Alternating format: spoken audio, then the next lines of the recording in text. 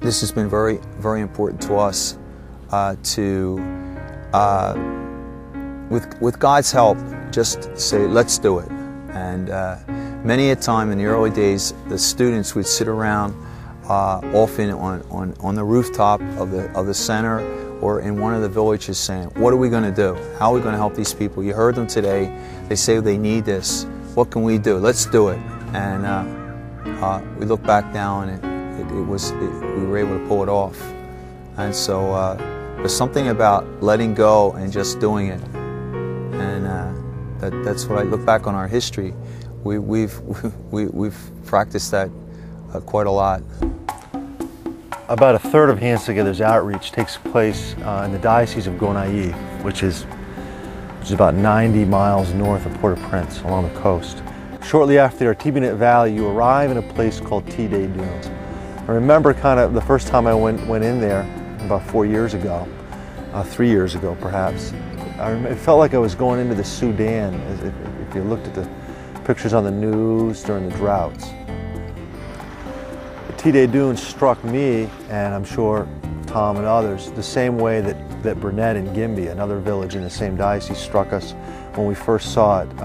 Unprepared for the misery of the people, unprepared for the bloated stomachs, unprepared for the orange hair that's a sign of malnutrition that we saw, unprepared by the barrenness and the lack of any type of activity that looked to be life-sustaining, and crushed by the heat and kind of the eyes of the children that were pleading for some sort of help.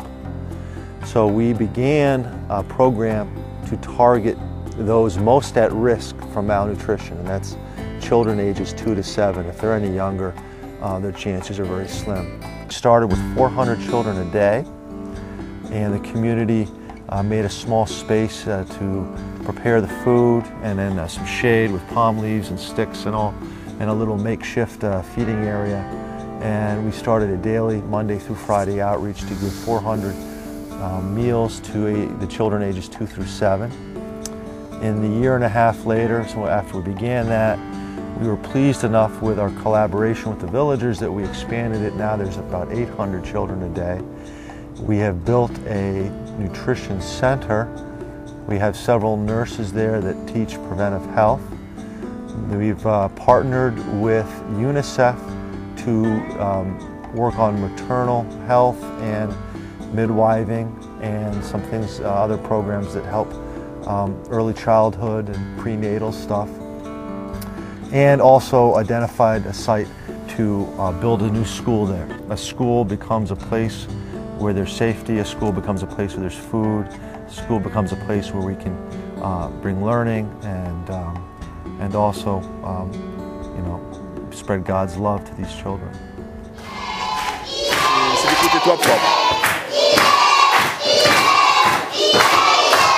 Gerard just grabbed the water and he said, "This is life." Yeah. He said, "C'est la vie." This is life when you bring the water to the people. People told us we were out of our minds to get a water well drill. It would never get into the country. We'd have to pay incredible amount of money for it, and you know, it's going back to maybe what the sisters have taught us.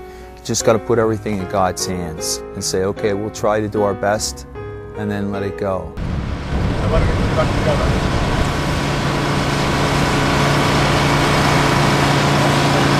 1998, we sent this down. We bought it from Ingersoll Rand, secondhand. Since then, we've drilled over 200 wells, some of them drinking water wells, some of them irrigation wells. Parce que nous avons l'économie agricole qui va organiser. Because basically Haiti's an agronomist culture, and that's what they know how to do. It's also the right climate for it, just to have the water. Whoa, whoa! Quartier qui a plus de problèmes, misère, sécheresse. Les sénateurs du venir l'aider, il faut qu'il y ait un travail qui fait pour chercher de l'eau. It's an area where people are under a lot of distress, we're suffering greatly. He remembers when Senator DeWine came and visited here many years ago and said we have to do something to bring water to the people.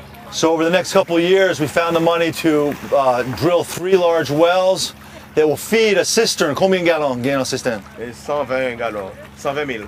120 000, 120,000 gallon cistern up on the top of this hill here.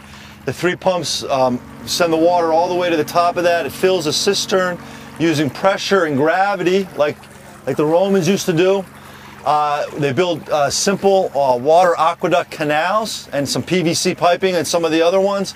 And in 3 or 4 different directions, this water will flow for kilometers at a time and irrigate these different fields. This canal system that's all behind us here, made out of cement and block, was a major work project for this area. Because of the eggplants that have been grown in this season with this water irrigating, every Monday some trucks from the city of Gonaives come to purchase the eggplant to sell in the city of Gonaives, something that's never happened here before.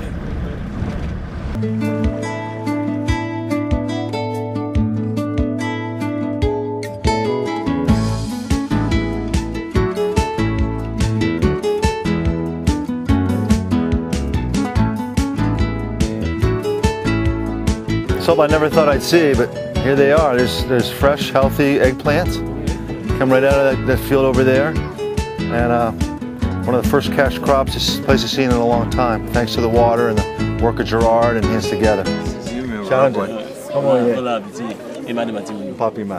Asking how my wife this is where the whole spirituality began. We're from Camus. We didn't want to, don't walk in front of me. You know, I don't want to follow you. Don't walk behind me. I don't want to lead you.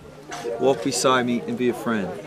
And all the projects here came from people here working together.